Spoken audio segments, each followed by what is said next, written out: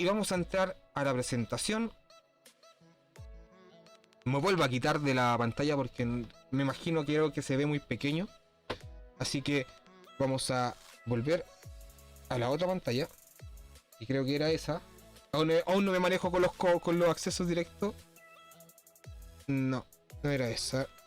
Era esa. Sí. Sí, esa es. Perfecto.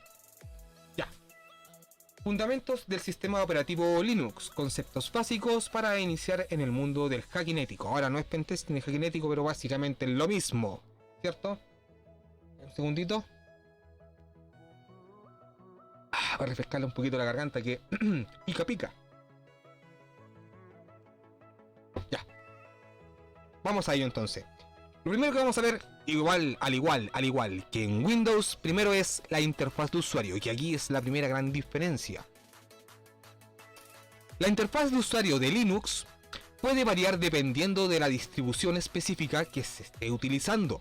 En general, Linux utiliza una interfaz de línea de comandos, aunque también existen interfaces gráficas de usuario o GUI disponibles.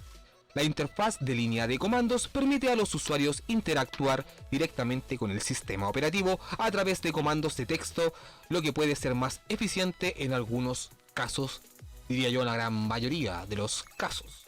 Y acá podremos ver dos ejemplos, un antes y un después, ya que al principio, como hemos visto, se maneja a nivel de comandos en consola a través de una shield, que nosotros vamos a ver la batch, ya, la shield de batch. Y acá podemos ver, bueno, ahí podemos adelantar un poquito la estructura. Aquí tenemos carpetas vistas en consola, y acá al otro lado podemos ver una interfaz gráfica, en este caso de Ubuntu, de la distribución Ubuntu de Linux, y bueno, funciona prácticamente igual que Windows, a excepción de que hay un tema de permisos que ahí puede un poquito tocar las pelotas, pero básicamente si te manejas en temas de permisos no deberías tener ningún problema en manejar bien la GUI, pero enfoquémonos en la consola, ya es la clave de esto, chicos. Gestión de archivos. Linux utiliza un sistema de archivos jerárquico, en lo que todo se organiza en una estructura de directorios.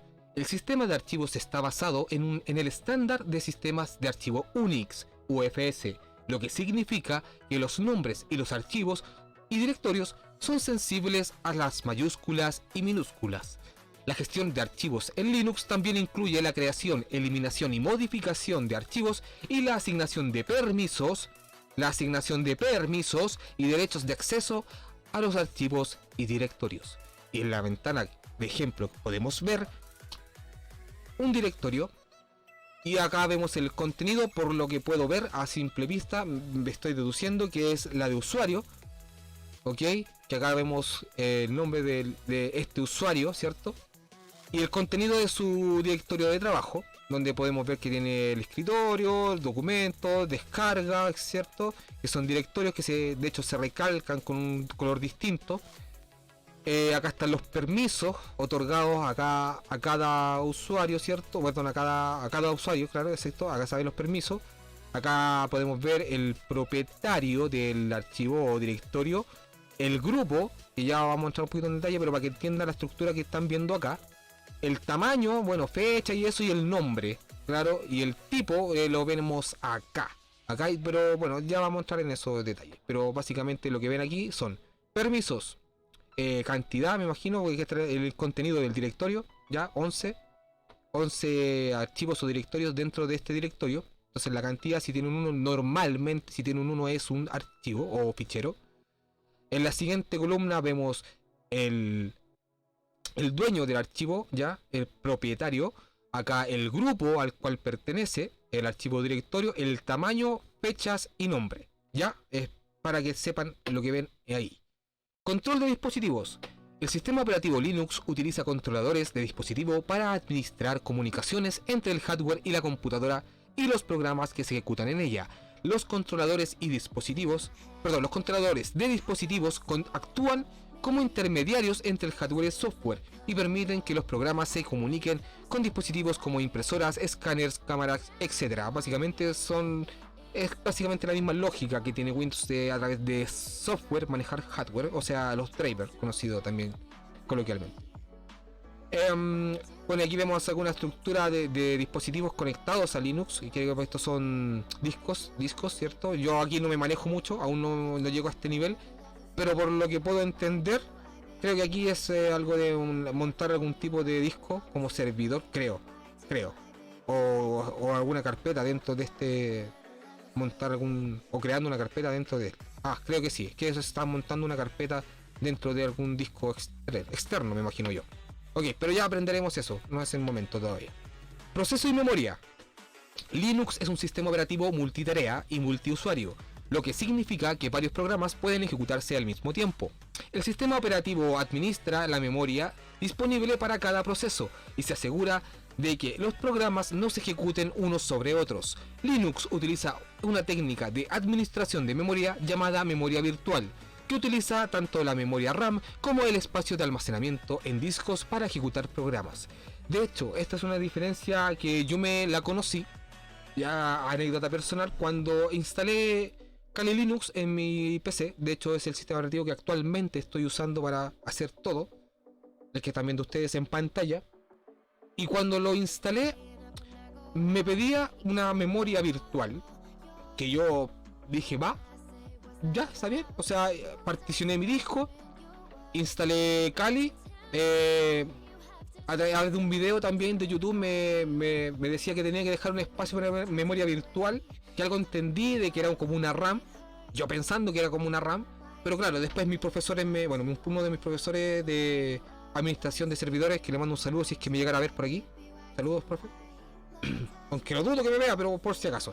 Ya, la cosa es que él me explicó de que realmente no es como una memoria RAM, sino que es como una memoria destinada para almacenar datos caché, ¿ya? En el caso de que la memoria física, la memoria RAM que tengas en tu ordenador que esté ejecutando Kali Linux o Linux, colapse, se desahoga, como que empieza a mandar ciertos trabajos, ciertas memorias caché a la memoria virtual que tú le designas al momento de instalarla, y alivia un poco el peso a la memoria física. Básicamente esa es la función de esta memoria virtual que se nombra acá, ¿cierto? Que dice aquí, Linux utiliza una técnica de administración de memoria llamada memoria virtual. A eso se refiere, chicos. Ok. Aquí vamos a entrar a temas de permisos, porque vamos a hablar de seguridad. Seguridad en Linux. La seguridad es un aspecto importante del sistema operativo Linux. Linux cuenta con una serie de características de seguridad incorporadas, como la autenticación de usuario y la asignación de permisos para proteger los archivos y directorios. Además, el sistema operativo cuenta con una comunidad de desarrolladores que trabaja constantemente para identificar y solucionar vulnerabilidades de seguridad. Y aquí podemos ver uno de los aspectos de seguridad de Linux. Yo creo que es el más importante que debemos manejar, que es el tema de los permisos.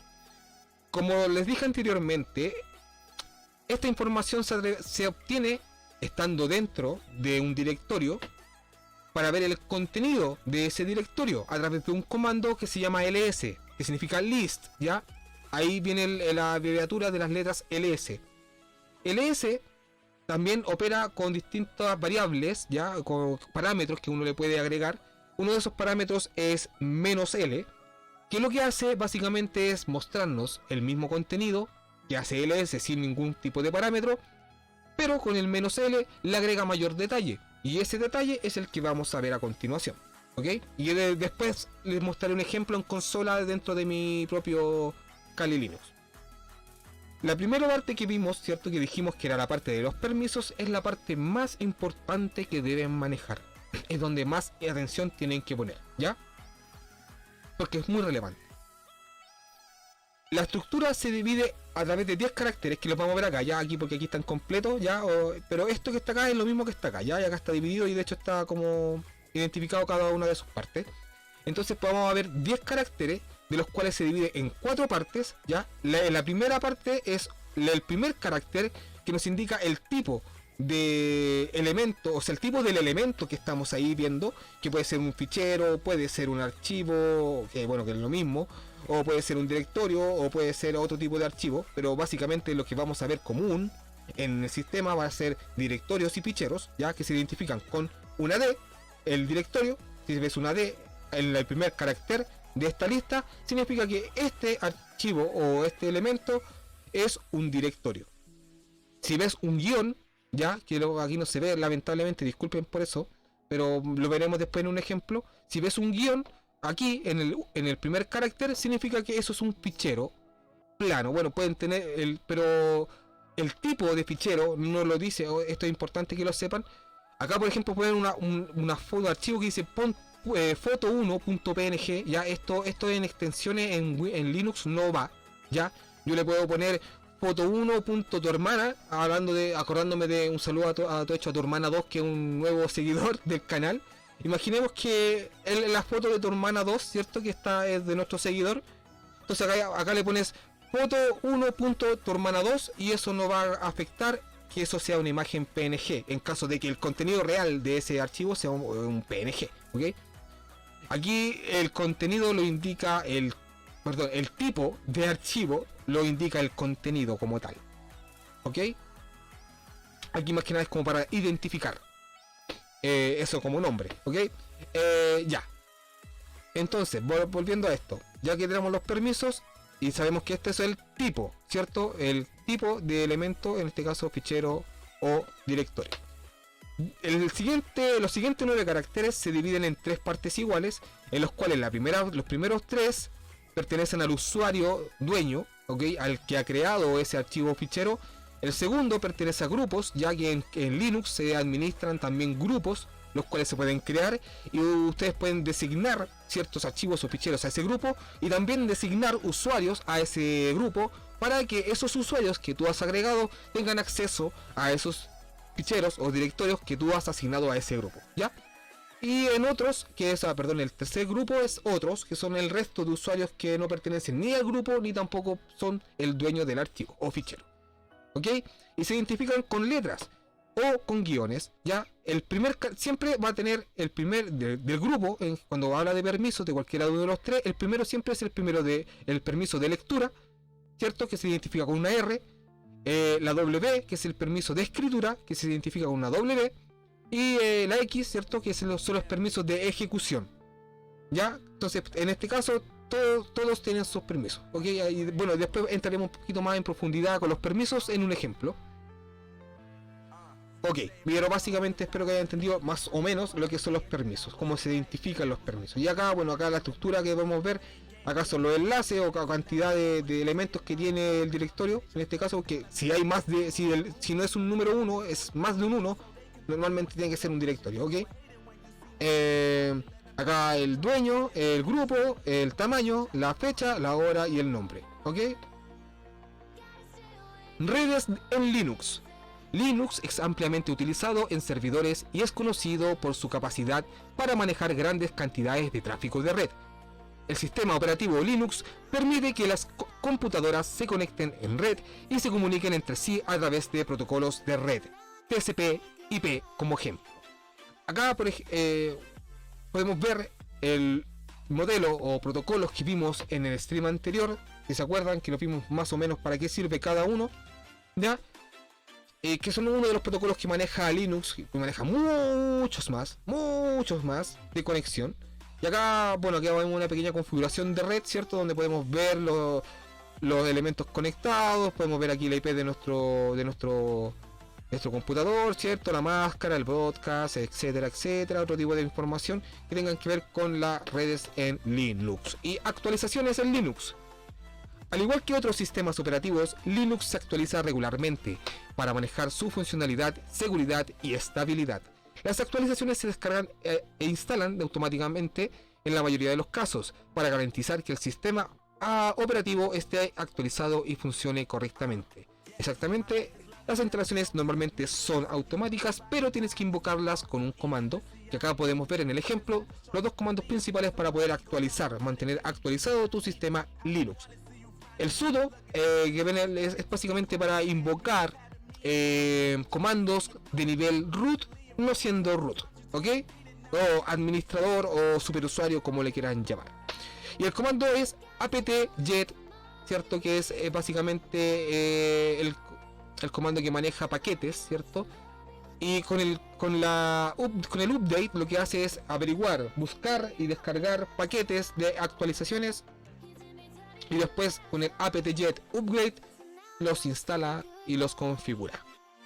Ok, básicamente eso con las actualizaciones en Linux. Y chicos, hemos terminado con lo que es sistemas operativos. Espero que les haya quedado claro. Y si no es así, permiso, antes, así es que ya no me estoy viendo, ya pierdo la costumbre, disculpen.